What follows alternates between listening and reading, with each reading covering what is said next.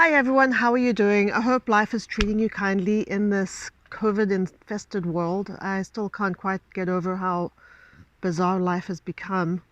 So I wanted to tell you guys about something that happened over the weekend, but first I'm going to give you a bit of a backstory. Now, as you may know, I am originally from South Africa. I spent a good part of the 90s kind of drifting around, trying to find myself. And eventually I got a job offer in Canada, and that's how I ended up here 20 years ago. My plan was to stay for a couple of years and then either go home or travel somewhere else. I was kind of raised on traveling, and the travel bug has never really left me. Anyway, when I'd been in Canada for about a year, I met a random guy in a park. Cut a long story short, we had a couple of kids together. We ended up getting married, so I'm here to stay, which is great. You know, Canada is a great place to live. I really do love it here. I would say the only two really bad things are that it's so cold in the winter that you cannot feel your face, and that we share a border with someone who looks like a mango with a bad haircut. Okay, I'm getting long-winded here. Reel it in, Kirsten, reel it in. Of course, another downside to being in Canada is that I'm on the other side of the world from my family in South Africa. But you know, the world has become a small place. Thanks to the internet, I am in daily contact with my mom and brother. They have come to Canada a few times. My dad did too when he was still alive, and I go to South Africa when I can. So we do see each other a reasonable amount of time. Mum is no longer able to travel, so for the last few years I've been going to South Africa about once a year. Each of the kids has gone with me, and it's been great. We hang out with my mom and my brother. I spend time with old friends, and I go to the beach in Cape Town where Dad's ashes were put into the sea, and I pay my respects and spend some time talking to him. These trips really mean a lot to me. I mean, I live in Canada and I love living in Canada, but you know, I'm always going to be a child of Africa. Anyone who's from Africa understands that. And when I'm there, I feel a kind of stillness, a connection to the raw beauty that you don't really get anywhere else. My next trip was planned for July, specifically so I could take my younger son James with me during his school holidays. The tickets were booked, everything was planned. We were going to have a couple of days in London plus a day in Paris on our way, and it was going to be fantastic. We were so excited about this. But you know how I said the world had become a small place? Coronavirus came along and made it a whole lot bigger again. For the first time since I came to Canada 20 years ago, I do not have access to my family. I have a few loved ones in South Africa who are vulnerable, including Mom, given that she is in her 80s. And that's been the hardest part of this pandemic for me. I can handle being stuck at home and having to wear a mask everywhere and not getting to see friends. Do I like it? No. Am I having a hard time with it? Yeah. But I can deal with it because I know that eventually this is going to end. What I have a really hard time with is my mom and brother being on the other side of the world at a time when I cannot get to them. If anything were to happen, like if Mum were to get sick, I wouldn't be able to go. So I've known for a long time that my trip in July would have to be cancelled. I've been holding off on actually doing anything about it because I wanted to see how this situation was going to evolve.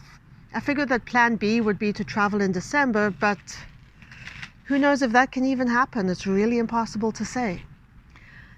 Anyway, what happened over the weekend is that I got emails from the airline saying that 2 of my 4 flights had been cancelled, so I finally opened up the online form and filled in the request to cancel all of my flights due to COVID.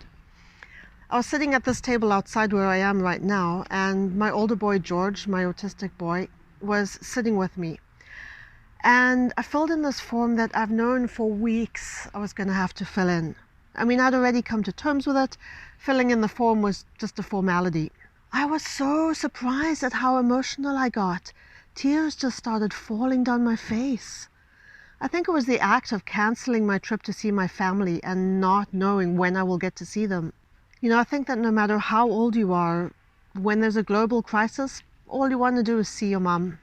Anyway, George, my non-verbal autistic kid who is having his own struggles as a result of his world being turned completely upside down, saw me crying and he jumped up and ran inside. I thought he was just upset about seeing me cry, but then moments later he came back out with his dad, holding his dad by the hand and leading him to me. My husband told me that George had gone in and said to him, "Mom is crying. Come and help Mom feel better." Empathy, guys. Don't ever let anyone tell you that autistic kids are not capable of empathy. I am so privileged in so many ways. Some people don't have anyone who will help them out when they're crying. Some people don't have anyone who will support them. I am blessed to have two kids who are just loaded with kindness and empathy and a sense of doing the right thing to help someone who they see in pain. I am very fortunate to be quarantined with the family that I have got. Even the ability to practice social distancing is a huge privilege. There are millions of people worldwide who do not have that ability. I have access to clean running water anytime I want. I can wash my hands whenever I need to. I can afford to buy a little bottle of hand sanitizer to keep in my bag. I am reasonably confident that I will be able to avoid getting this virus, and that is in itself an immense privilege. And yeah, it'll be a while before I can see my family, and I think I'm allowed to feel sad about that, and I think I should allow myself to feel whatever it is that I'm feeling. But at the same time, when it is safe to travel, I'm going to be able to just get onto a plane and go. The ticket is already paid for. I can just go. So yeah, things are a little rough, and I'm feeling every inch of the distance between me and my family. But things could be a whole lot worse, and I am so grateful for what I have.